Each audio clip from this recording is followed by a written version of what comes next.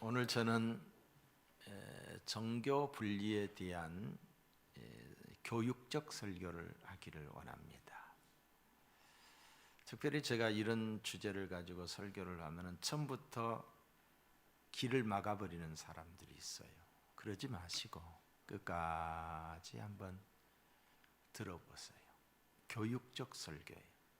제가 그냥 준비한 것이 아니라 많이 기도하고 준비한 설교입니다. 지금 우리나라는 초갈등 사회가 되었어요. 너무 심각한 갈등 사회가 되었습니다. 어떻게 치유해야 될지 하나님의 긍휼을 구할 수밖에 없어요. 다시 말해서 하나님이 하지 않으면은 이 갈등이 치유되지 않는다는 것. 갈등 사회가 뭐예요? 불신 사회. 불신 사회, 불안 사회. 불안 사회, 행복하지 않는 사회. 심각한 갈등이 있습니다. 그런데 이 갈등이 교회도 마찬가지. 교회 안에도 갈등의 골이 깊어지고 있어요. 교회 내에서 일어나는 갈등의 상황 중에 하나가 여러 가지가 있지만은 그 중에 하나가 이 정교 분리라는 것 때문에. 정교 분리. 특별히 저 광화문에서 있는 집회, 거기서 드리는 예배, 또 청와대 담벼락에서 지금 3개월째 거기서 철야하면서 기도하는 이런 사람들에 대해서 찬반이 극렬하게 갈리고 있어요. 또한 저에 대해서도 더러 말이 많이 있어요. 갈려지고 있다는 거죠. 저는 목회자로서 우리 성도들에게 어떻게 가르쳐야 하는가, 이 예민한 부분을 많이 기도하며 설교를 준비할 때 역사적 사실에 입각해서 설교를 준비했습니다. 거짓 없이 그대로 준비했어요. 여러분이 집중하여 들으시고 바른 이해와 하나님의 은혜가 있기를 주님의 이름으로 축원합니다. 자, 이 시대의 많은 사람들은, 오늘을 살아가고 있는 이 시대의 많은 사람들은 교회가 정치에 대해서 아무 말도 하지 않는 것이 정교 분리라고 주장해요. 목사가 정치에 대한 이야기를 하게 되면은 왜 정교 분리 아니에요? 목사가 왜 그런 이야기를 해요? 그러면 안 되지요. 이렇게 이야기를 하고 있다는 거죠. 이는 정교 분리가 무엇인지를 모르는, 정교 분리라는 이 단어가 어떤 뜻인지를 모르는 무지함 때문이거니와 무지의 소치이거니와 또는 자신의 정치적 의도나 소신 때문에 그렇게 말을 한다라고 생각을 합니다. 그런데 절대 다수의 사람들이 이 정교 분리라는 단어를 모르면서 이걸 사용하고 있어요. 여러분, 사전적 의미로 정교 분리는 국어사전에 보면은, 저게 국어사전이에요. 저 국가에 강조점을 둬야 돼요. 국가가 종교적 중립성을 유지하여 정치 권력과 종교를 결부하지 아니함. 국가가 해야 될 일이에요. 이게 정교 분리의 뜻이에요. 또 백과사전에 보면은 국가는, 자, 국가에 강조점을 두세요. 국가는 국민의 세속적 현실적 생활에만 관여할 수 있고 개인의 신앙은 개인의 신앙 양심 자유에 맡기고 개입하지 않는다. 국가가 어떤 종교를 국교로 정한다든가 특정 종교를 지지 후원하는 것을 할 수 없다. 국가의 종교적 중립성 내지 비종교성을 의미한다 라고 말하고 있어요. 무슨 말이? 종교가, 교회가 국가에게 이야기하는 것이 이 종교 분리가 아니라 국가가 종교에, 국가가 교회에 관여하지 않는 것이 종교 분리라는 거예요. 네? 여러분, 고려 말에 고려가 망하고 조선이 들어서면서 이성계 씨가 배불 정책을 썼지요. 그리고 유교를 받아들였잖아요. 그 과도기적인 과정에서 불교의 수없이 많은 사람들이 불이익을 당하고 어려움을 당했을 거예요. 국가가 이렇게 하지 말라는 거예요. 국가가. 왜? 종교는 개인의 자유이기 때문에. 예? 여러분, 지금 저 중국의 시진핑이라고 하는 사람이 지난주에 나왔던 이 신문이에요. 신문에 뭐라고 나와 있냐면은 사회주의 가치가 들어간 내용을 반영해 성경을 다시 쓰겠다고 그랬어요. 사회주의 가치가 들어간 이 내용을 반영해 성경을 다시 쓰겠다. 여러분, 공산주의는 공산주의 신념이 종교예요. 그게 종교예요. 그리고 성직자도 국가가 임명을 하겠다. 교회가 하는 모든 일에서 연간 계획과 일 계획을, 그리고 교회가 하는 모든 집회나 이런 모든 것을 보고를 하지 않으면 허락을 안 해준다. 허락을 받아야 된다. 응? 인사를 개입하겠다. 교회의 인사권을 개입하겠다. 이게 지난주에 발표된 거예요. 이런 걸 하지 말라는 거예요. 국가가 갑이고 교회는 을이잖아요. 응?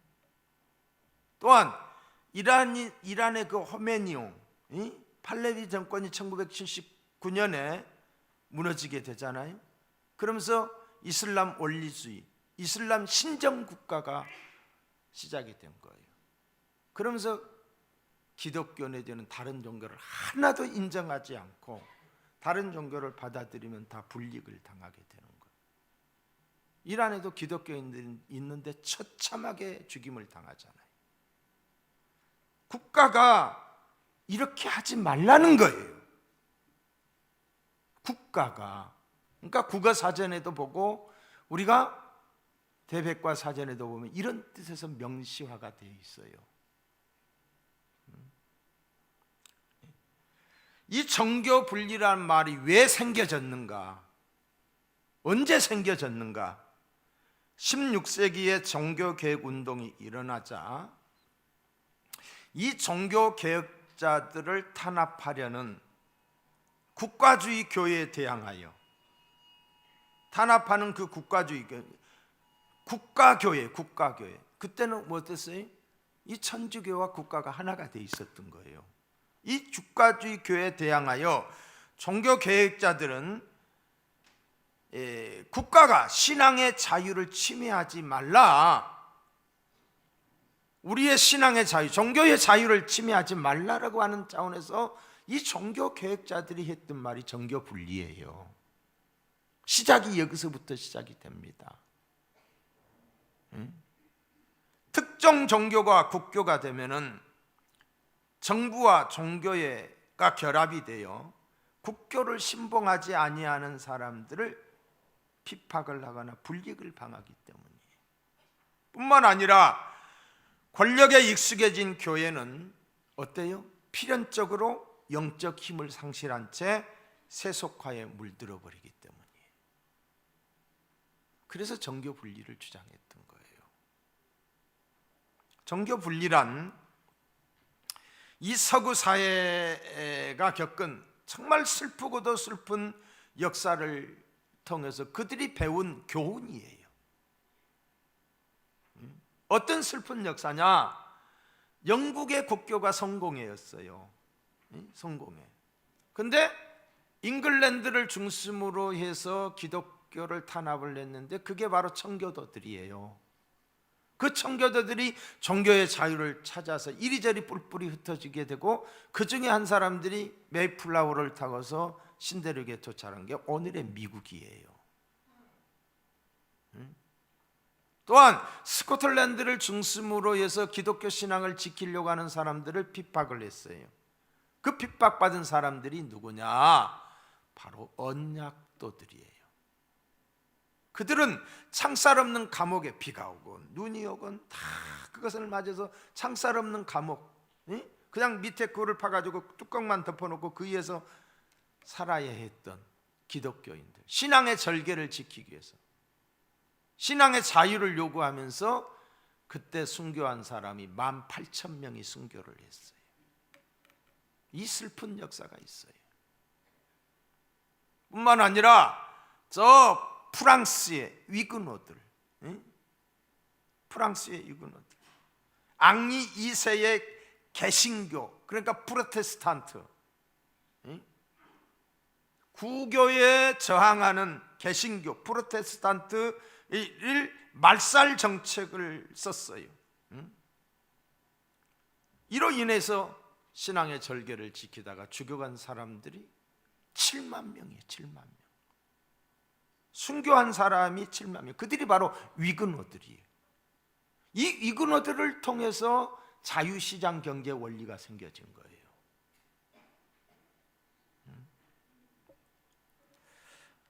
뿐만 아니라 독일에서도 구교와 신교, 개신교와 천주교 사이에 30년 전쟁으로 인해서 많은 희생이 나오게 됐던 거예요.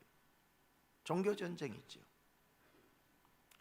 국가가 특정 종교를 국교로 정하면서 엄청난 사회적 갈등과 희생을 치르게 되었던 거예요. 역사적 교훈이죠. 그래서 이 종교 분리란 이름이 생겨진 거예요. 종교 분리.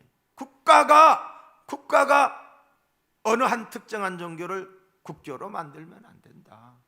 국가의 권세를 가지고 종교인들을 탄압해서는 안 된다. 이런 차원에서 종교 분리라는 단어가 생겨진 거란 이 말이에요. 교회가 정치적 표현을 해서는 안 된다라고 하는 말은 전체주의 체제의 독재자가 하는 말, 교회가 걸림돌이 되니까 하지 마, 입 다물어, 정치에 관여하지 마. 전체주의 체제의 독재자가 하는 말이거나 아니면은 현실 정치에 적당히 타협하기 원하는 도피주의자들이 말하는 자기 변명이에요. 잘못된 현실 정치에 적당히 타협하면서 살기 원해서 하는 그냥 정치 분리야, 종교 분리야. 적당한 자기 변명이다 이 말이에요. 독재자는 교회를 정권의 신여로 만들어 정치에 간섭하지 말라고 위협합니다. 국가가 종교 분리를 지배와 통치의 수단으로 이용하는 경우지요. 지배와 통치의 수단. 그러니까 우리나라의 민주화 정국에서 박정희 대통령께서 이런 말을 했어요. 교회의 정치 참여는 종교 분리의 원칙의 위반이다. 뭘 모르고 한 소리예요. 자기의 체제를 정당화시키기 위한 거예요. 좀 말하지 말아라. 길들이기 위해서 한 이야기. 일제시대 3.1운동과 독립운동을 주도한 자들이 누구예요? 기독교인들이잖아요. 인구의 1.5%밖에 되지 않는 사람이었지만은 그들이 태극기를 만들고 그들이 전국 조직의 연락망이 되어서 33인 중에 16명이 기독교인이야. 1.5%밖에 되지 않았지만 기독교인들이 이 일에 앞장을 섰던 거예요. 이에 대하여 총독부는 식민 지배에 항거하는 기독교를 탄압하기 위해 썼던 말이 종교 분리예요. 정교분리. 너희들 정치에 관여하지 마. 너무 핍박이, 복음을 아예 못 전하게 하니까 어떤 선교사들까지도 이 정교분리를, 우선 기독교가 뿌리를 잡아야 되니까 적당히 타협했어요. 공산주의가 기독교를 박멸하려는 이유는 복음의 능력 때문입니다. 복음의 능력. 복음은 능력이 있어요. 복음의 능력은 영혼 구원에만 그치는 것이 아니라 정치적 자유를 비롯한 자유와 평등, 인권 등의 눈을 뜨게 해주는 거예요. 눈을 뜨게. 그러니까 기독교가 들어가는 나라는 자유의 개념이 있게 되고, 알게 되고, 인권이 깨어나게 되고, 평등이 주어지는 거예요. 우리나라의 지금까지의 역사를 보세요. 우리나라가 인구 절반이 종이었을 때가 있었다니까요. 감사하세요. 기독교 들어와서 여권이 신장된 거.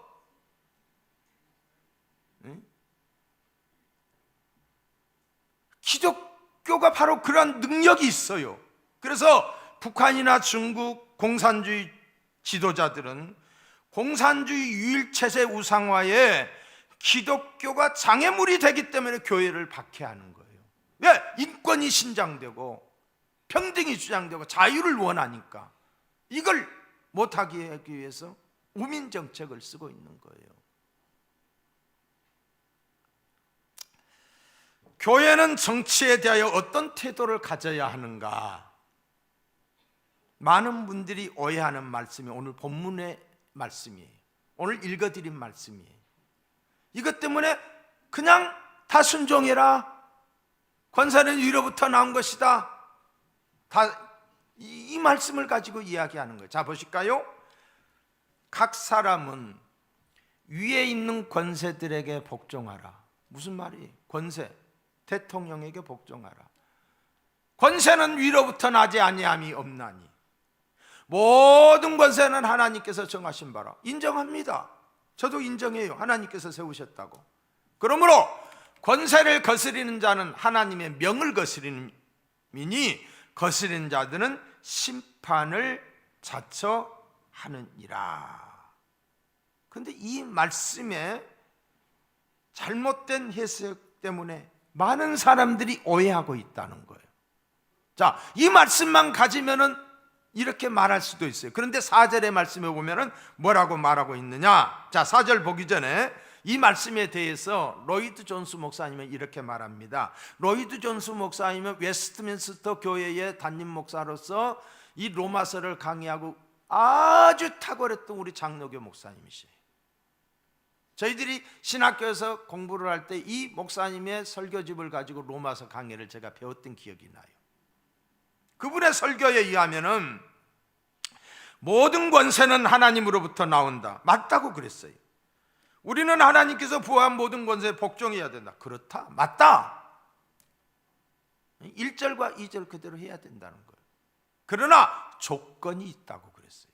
그 조건이 뭐냐? 4절이에요. 4절 한번 볼까요? 그는 하나님의 사역자가 되어 내게 선을 베푸는 자니라. 하나님의 사역자가 되어서 선을 베풀어야 된다는 거예요. 그러나 악을 행하거든 두려워하라. 그가 공연히 칼을 가지지 아니하였으니 곧 하나님의 사역자가 되어 악을 행하는 자에게 진노하심을 따라 보응하느니라.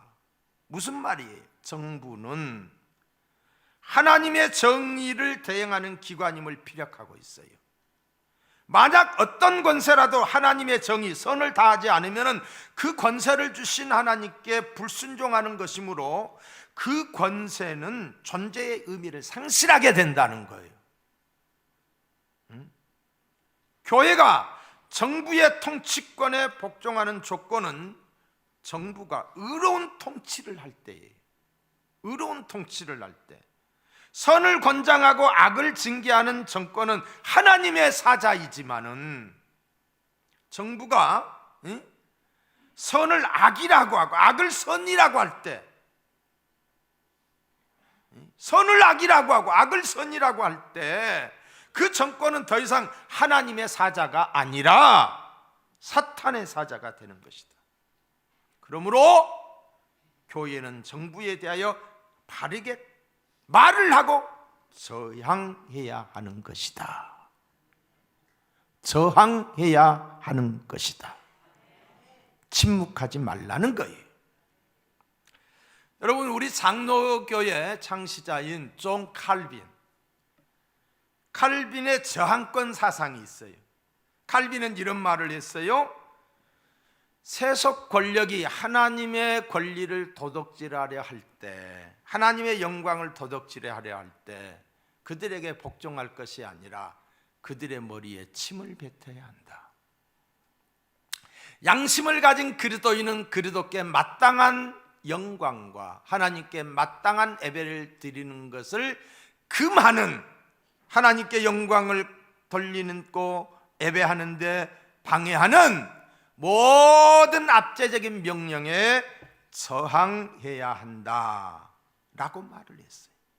누가? 칼빈이. 교회와 국가 간의 관계는 완전 일치나 완전 분리도 아닙니다. 긴장과 협력에 불가분 관계에 있다고 했어요. 국가와 상관없이 교회가 단독적으로 따로 존재하는 것이 아니며 국가 안에 교회는 존재하기 때문에 양립해야 된다. 교회와 국가 간의 관계 설정은 사회의 정의를 구원하기 위해서 함께 협력하지 않으면 안 된다. 동시에 국가는 권력의 남용과 오용의 위험이 있기 때문에 교회는 끊임없이 이에 대한 감시와 비판의 태도로 권면해야 한다. 이게 칼빈의 가르침이에요. 또한 칼빈주의 신학자의 3대 신학자로 꼽히는 사람이 아브라함 카이퍼예요. 그는 교육자이면서도 또한 정치가였어요. 아브라함 카이퍼는 영역 주권론에서 그는 이렇게 말을 합니다. 뭐라고? 예수 그리스도의 주권은 모든 삶의 개별 영역들에서 인정되어야 한다. 정치에서도 하나님의 주권이 행사되도록 하는 것이 기독교인들의 책무이자 의무이다 라고 아브라함 카이퍼가 말했어요. 카이퍼는 우리의 신앙생활에서 정치는 왜라고 말하지 않았다는 거예요. 정치는 아니다라고 말하지 않았어요. 자신이 네덜란드 총리로서 하나님의 주권적 통치를 국가적 영역에서 감당하는 것이 자신의 소명이라고 보았던 거예요. 카이퍼는 교회에서 정치 이야기하지 말라는 것이 아니라 그리스도인들의 적극적인 정치 참여를 주장을 했고 신앙과 삶의 분리가 곧 세속화라고 말을 했어요.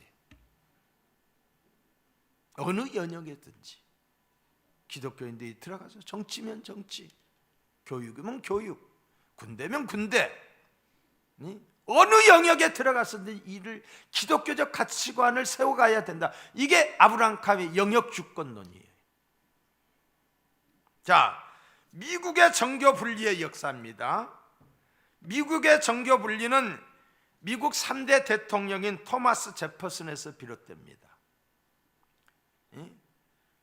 종교와 정치는 양자 간에 엄격한 벽이 있다라고 주장하면서 종교를 정치로부터 보호하고 하자는 헌법을 만든 거예요. 종교를 정치로부터 보호하고자 하는, 국가로부터 보호하고자 하는 헌법을 만든 거예요. 종교를 보호하고자 하는 헌법이에요. 종교를 간섭하기 위한 헌법이 아니었다니까요. 세 가지 세속 정부의 정교 분리 원칙을 규정을 했어요. 미국 헌법의 목적은 세속 정부가 종교의 자유를 보장하기 위한 것이었는데, 첫째, 정치는 교회의 활동을 관여하지 않는다. 둘째, 정치는 교회에 해가 되는 법을 만들지 않는다. 셋째, 정치는 교회에 세금을 부과하지 않는다. 이게 미국 헌법이에요. 자, 지금까지 유럽에서, 미국에서 있었던 일, 이제 우리나라예요. 우리나라. 한국 역사에 있어서 정교분리예요. 3.1 운동은 교회의 참여로 성사되었습니다. 3.1 운동은 교회의 참여로 인해서 전국적 운동으로 확산이 됐어요. 여기서 가까운 유관순 열사가 태극기를 들었던 것도 그가 기독교인이었기 때문에 그렇게 됐던 거예요. 예? 한일 합방으로 실추된 국가의 자존심을 세워준 게 이 3.1 운동이에요. 국가적 자존심을. 3.1 운동 후 1920년 사회 개명 운동과 물산 장려 운동도 교회가 중심이 되어 일어난 운동으로 전국적으로 확대됐던 거예요. 근현대 사회에 있어서 기독교의 역할이 얼마나 많은데 이걸 다 빼버리고 있어요 지금. 1930년대 한국교회는 일제의 강압에 못 이겨서 신사참배를 결의하게 됩니다. 장로교 총회가 열려졌어요. 그 총회 석상에서 목사 옆에, 총대 옆에 순사한 사람, 총대 옆에 순사가, 목사가 100명이면 순사가 100명이에요. 순사들이 같이 참석해가지고 강권적으로 해서 신사참배 결의를 통과시켜버리는 거예요. 이게 1930년대에 있었던 거예요. 그 이후로 교회 지도자들은 남산에 세운 일본 신궁에 가서 신사를 참배를 하였어요. 목사들이. 일제의 침략 전쟁을 위해 때로는 연복까지 하는 처참하게 굴종하는 교회로 교회 종까지 갖다 바쳤다고 그러잖아요. 그러나 소수의 기독교 지도자들은 한국 교회가 타협해버린, 강압에 의해서 타협해버리고 일부 목사들의 그 비겁함 때문에 타협해버린 정교 본류의 뜻을 따르지 않고 어떠했느냐? 신사참배를 거부했습니다. 서슬이 시퍼런 일제의 법정에서, 일제의 국회에서 박관영 장로님과 안희숙 여사, 그들이 거기에서 가가지고 일본은 망한다라고 외쳤어요. 서슬이 시퍼런 그 칼날 앞에서 죽음을 각오하고 외쳤다 이 말이에요. 뿐만 아니라 주기철 목사님과 수많은 성도들이 또한 순교했어요. 이것이 뭐냐? 한국 교회의 자존심이에요. 이것마저 없다고 한다면 교회가 무슨 말을 할 수 있어요? 1948년 대한민국을 건국하면서 이승만 대통령은 이런 말을 했습니다. 종교인이 정치에 참여하는 것은 제사장직, 선지자직, 왕직을 제대로 수행하는 것이다.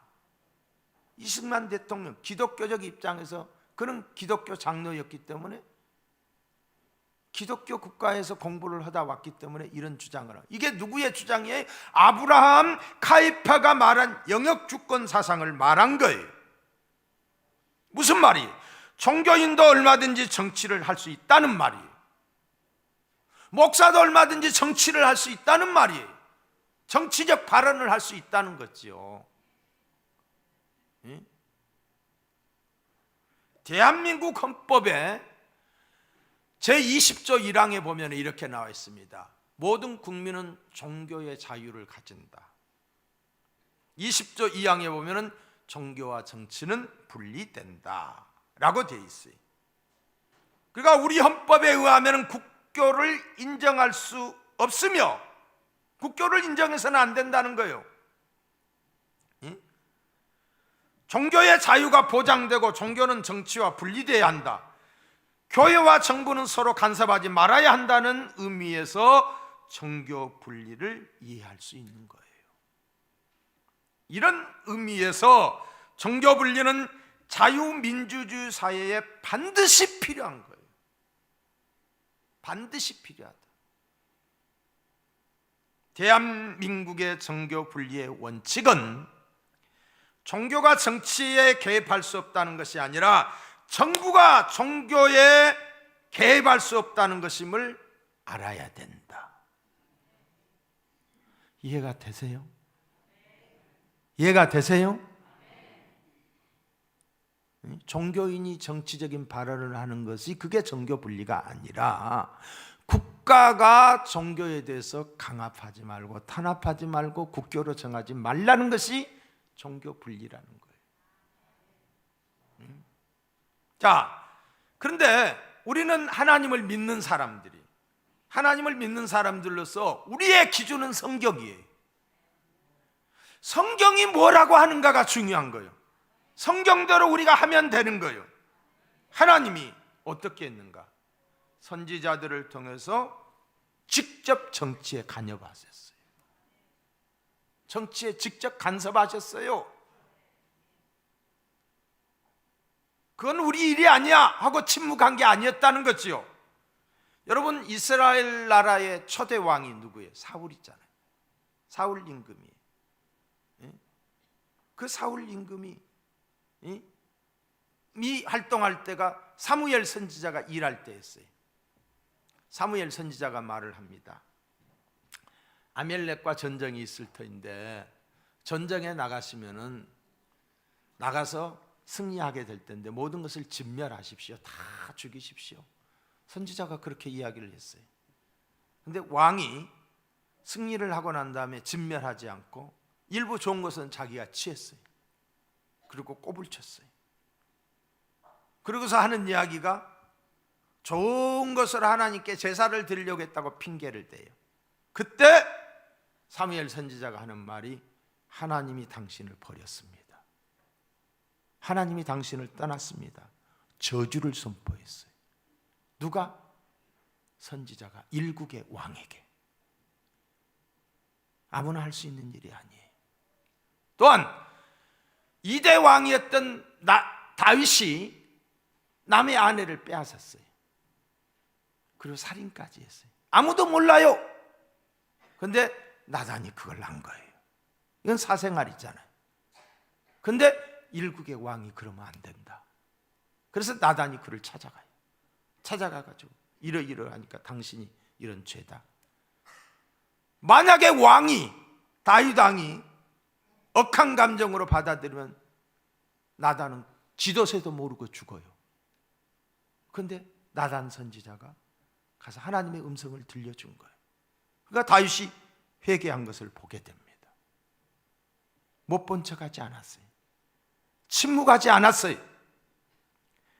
남한국 유다의 멸망 직전에 눈물의 선지자 에레미야 선지자가 시스기야 왕에게 바벨론에게 항복하라고 말을 해요. 근데 말을 듣지 않아요. 간청했지만은 눈물로 호소했지만은 스디기야가 듣지를 않아요. 불순종한 스디기야는 적군에게 사로잡혀서 두 눈이 뽑혀요. 그리고 자기가 보는 앞에서 두 자식이 처형을 당하는 그런 불운의 왕이 돼요. 선지자를 통해서 말을 듣지 않았기 때문에. 또한 북왕국 이스라엘의 아합 왕은 이방 여인 이세벨을 아내로 맞아서 나라를 우상 도가니로 몰아넣었어요. 이때의 선지자 엘리야가 기도하고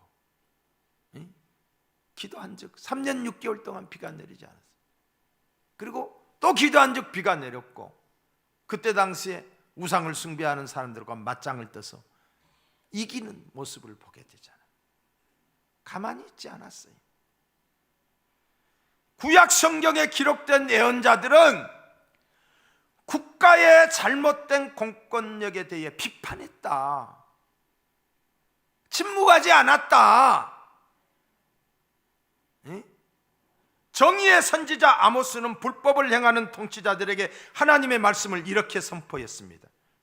아모스 5장 7절 이하에 보시면은 정의를 쓴 쑥으로 바꾸며, 정의를 쓴 쑥으로 바꾸며 공의를 땅에 던지는 자들이 너희가 힘없는 자를 받고 그에게서 미래 부당한 세를 거두었은즉 너희가 비록 다듬은 돌로 집을 건축하였으나 거기 거주하지 못할 것이요. 이 저주의 선포잖아요. 누가 하는 소리? 당시의 공권력에게. 아름다운 포도원을 가꾸었으나 그 포도주를 마시지 못하리라. 너희의 허물이 많고 죄악의 무거움을 내가 아노라. 너희는 의인을 학대하며 뇌물을 받고 성문에서 가난한 자를 억울하게 하는 자로다. 그러므로 이런 때에 지혜자가 잠잠하냐니, 이런 때 왜 지혜자들이 잠잠? 왜 지식인들이 일어나지 않아요? 왜 종교인들이 일어나지 않아요? 이는 악한 때임이니라. 신약 시대에도 세례 요한이가, 헤롯이 자기 동생의 아내를 빼앗아고 사는 거예요. 그리고 아주 악한 짓을 하는 거예요. 그러니까 그걸 지적을 한 거예요. 그래서 세례 요한이 선지자적 사명을 감당해 지적을 한 거예요. 목배에서 죽었어요. 주기철 목사님도 신사참배 안 한다고 해서 감옥에서 죽었어요. 성경은 이렇듯 하나님의 종들이 정치를 간섭한 역사예요. 성경은 정교 분리가 아니었음을 분명하게 말해주고 있어요. 나라가 어려울 때에 여러분, 교회가 안 오면 누가 합니까? 그런데 복음주의를 자처하는 교회 지도자들이 복음주의, 나는 오직 복음만 전해, 그런 자들이 교회는 정치에 개입하지 말고 천국과 개인 구령에만 해야 한다라고 말을 합니다. 이런 현실 도피주의자로 복음을 왜곡하는 것이다. 복음이 갖는 사회적 책임을 도외시하는 거예요. 세상의 빛과 소금의 사명을 외면하는 거예요. 교회가 세상을 밝히는 빛과 소금의 선지자적 사명을 각성하는 한, 교회의 이 강단은 정치에 대한 비판적 성찰을 피할 수 없는 것이다. 선지자적 사명을 감당하는 한, 잘못된 것을 보면서 눈 감고 아무 말도 않고, 교회의 사회적 사명이란 관점에서 정교 분리는 있을 수 없는 것이다. 사랑하는 성도 여러분, 한번 생각해 보세요. 일제시대 기독교인들이 일본의 부당한 통치에 저항하고 독립운동을 했던 것이 부당한 것입니까? 마땅히 해야 될 일이죠. 국민된 한 사람으로서. 그런데 그것을 비판하는 사람들도 그때도 있었어요. 영국의 청교도들과 스코틀랜드의 언약도라든가 프랑스의 니그노들이 신앙의 자유를 지키기 위해 했던 그들의 희생이 부당한 것이었습니까? 아니지요. 오늘날도 마찬가지. 나라가 그릇된 길로 나아갈 때 교회는 이에 대하여 항거하고 말하는 행위가 부당한 행위냐 이 말이에요. 이게 잘못이냐 이 말이에요.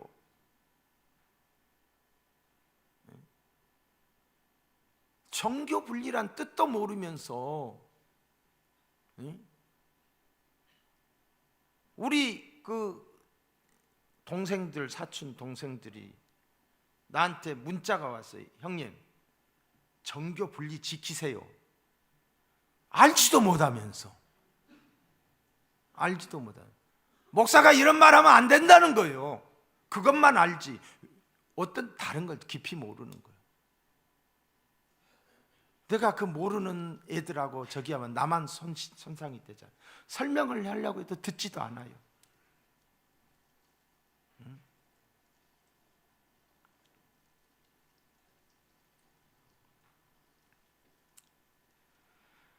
악을 선으로, 선을 악으로 주장할 때 교회는 어떻게 해야 됩니까? 소중한 가치와 기본, 상식이 무너지는 무법한 세상, 이 세상을 보면서 교회는 침묵해야 되는가요? 자유민주주의에서 자유자를 삭제하려고 하는 그냥 민주주의, 인민민주주의도 있어요.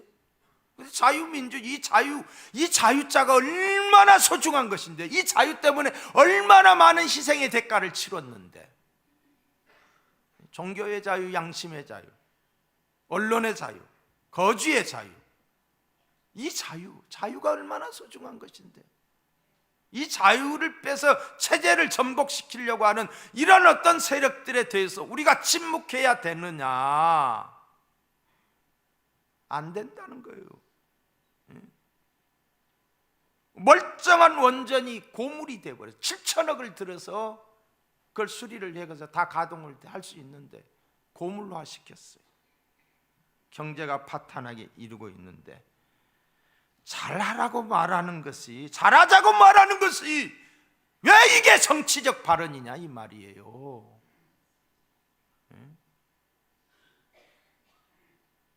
잘못 이해된 정교 분리의 주장으로 교회들이 침묵할 때, 교회들이 모든 교회가 다 말을 아무 말도 하지 않을 때, 그건 정교 분리야 하면 나도, 그러면서 차별금지법이 통과가 되면은 기독교 복음을 더 이상 전파하지 못하는 시대가 다가오는 거예요. 차별금지법이 통과되면. 여러분, 정의당의 심상정이라고 하는 사람이 며칠 전 이 토론회 광장에서 기독교 목사님 중에 한 분이 아주 예리한 질문을 했어요. 어떤 질문을? 그 유튜브에 돌아다니잖아요.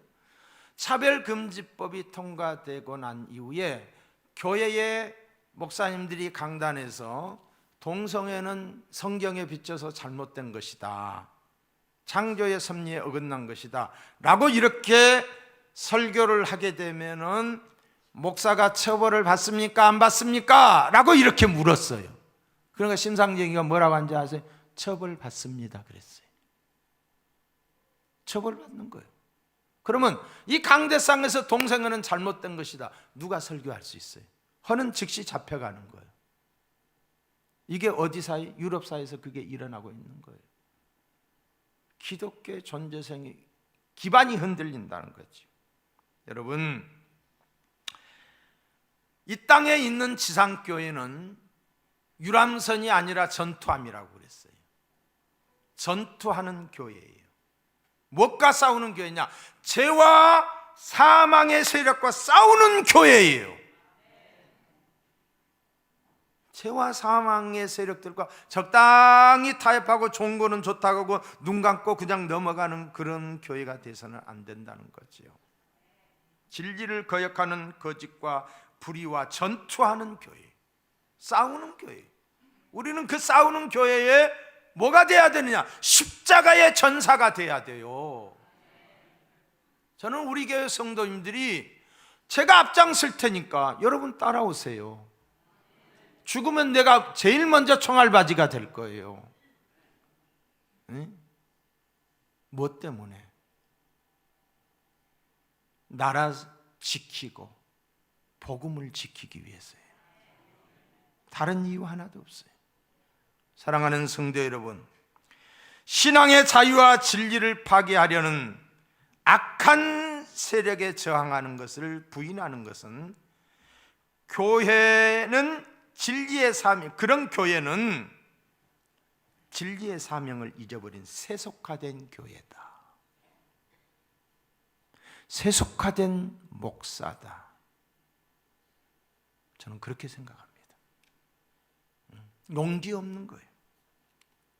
우리 교회는 진리 앞에 타협하지 않는 믿음의 선진들을 따라가는, 좁은 문 좁은 길로 나가는 십자가의 군병들이 다 될 수 있기를 주님의 이름으로 축복합니다. 누가 묻더라도 정교 분리에 대해서 물어보면 정확하게 답변할 수 있어야 돼. 그래서 오늘 내가 한 설교를 한 번 듣고 두 번 듣고 세 번 들으면 이해가 돼서 다른 사람한테도 설명할 수 있을 거예요. 승리하는 저와 여러분이 되기를 주의 이름으로 축원합니다.